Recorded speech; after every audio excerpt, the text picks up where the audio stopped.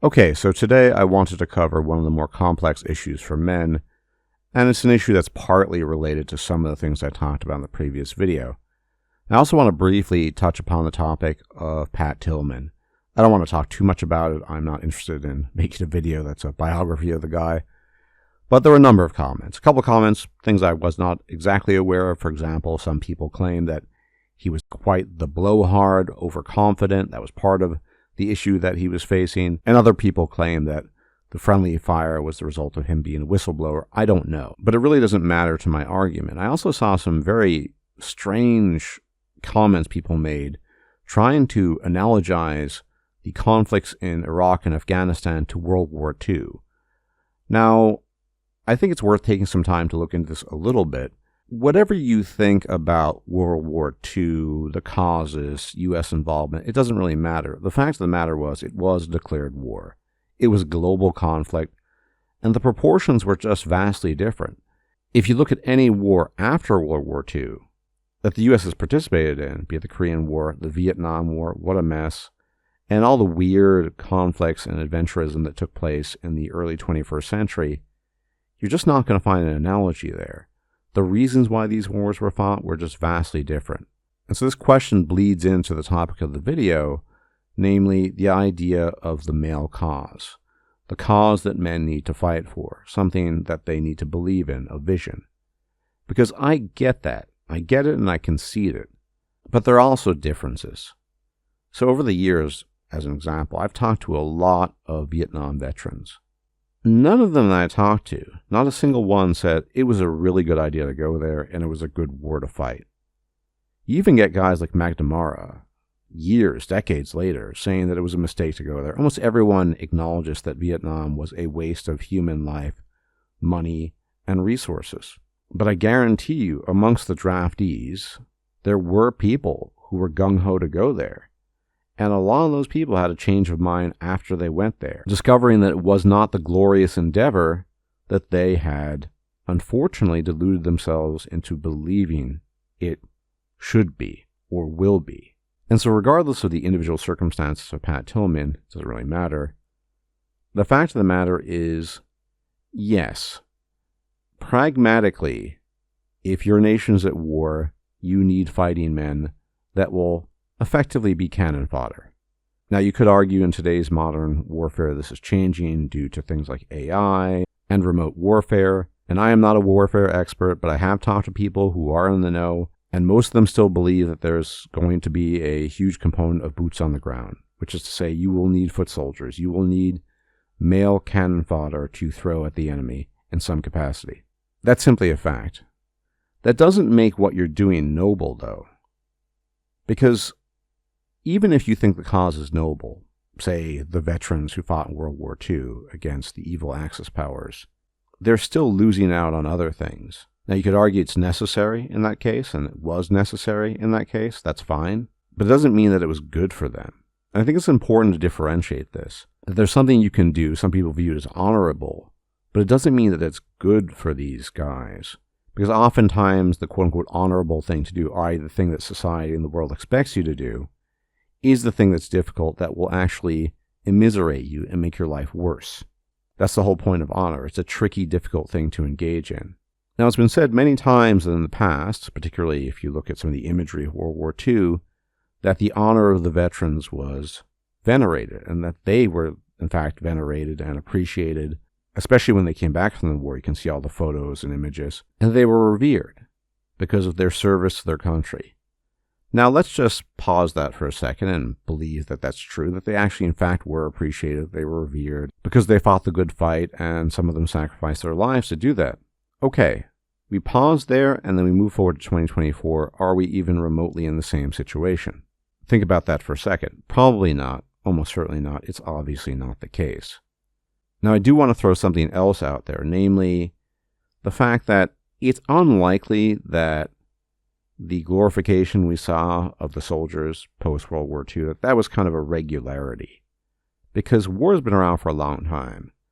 The Sumerians were the first literate civilization. Warfare existed way before that.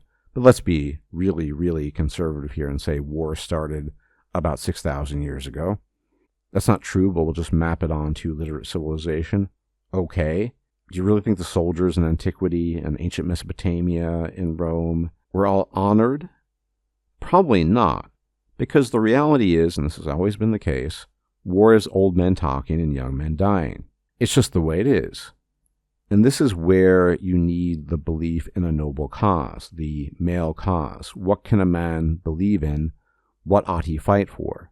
Because certainly in previous times, there were many things you needed to fight against. Frequently, it was opposing nations and opposing men. Not always, but very frequently. And so that's where these kind of warm, fuzzy feelings of tribalism, nationalism tend to do a lot of good. And in some sense, it's true. Men collectively need to believe in some big lie. Because let's be honest, once you lose your life, you lose your life. Now, especially if you're a young man that might have had an enjoyable time on Earth, or not even an enjoyable time, just a fulfilling time on Earth, losing your life in your late teens or early 20s is tragic.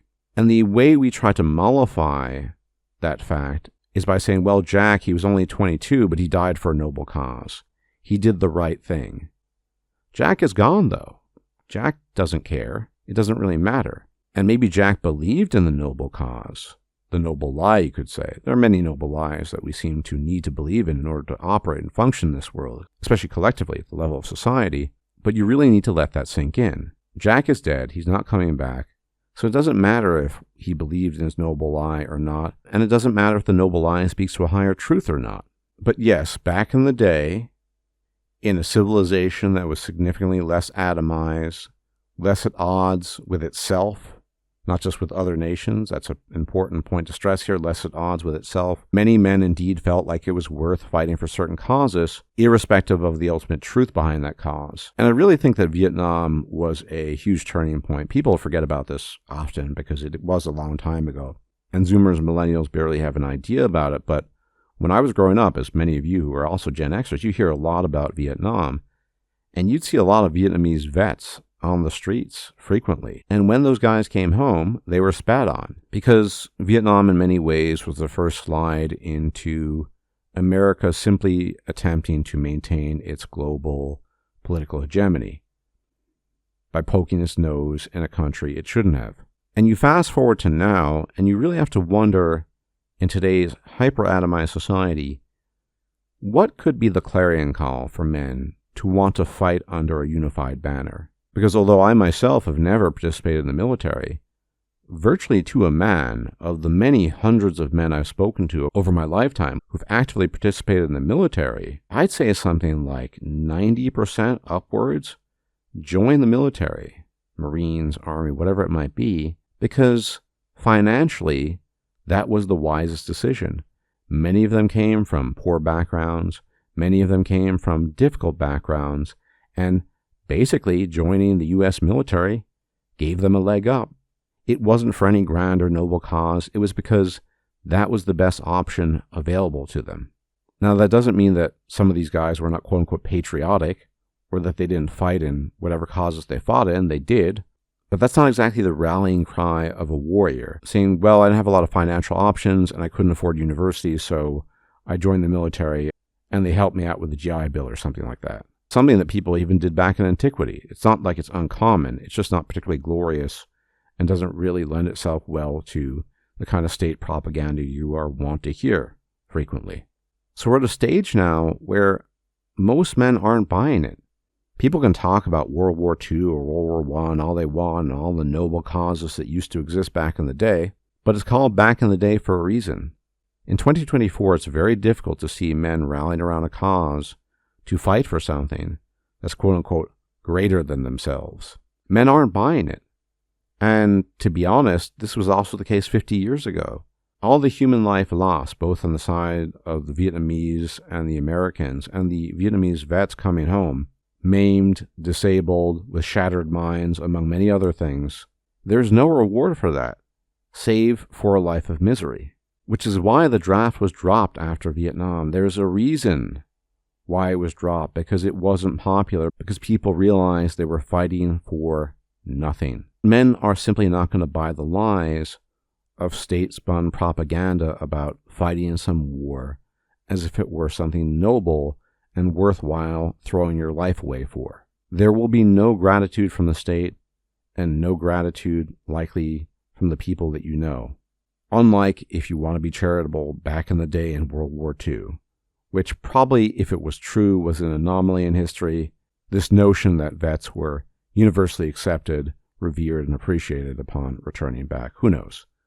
We live in a time without higher causes, which is why many of us as individuals tend to end up fighting for all manner of causes, because these days online there are probably thousands of them, if not millions, because people do need something to believe in, and men especially need something to believe in, something greater than themselves. It's just that war and the state propaganda that produces it doesn't seem to be one of the things that men are amenable to anymore. And more importantly, they're not buying it, and they don't believe it.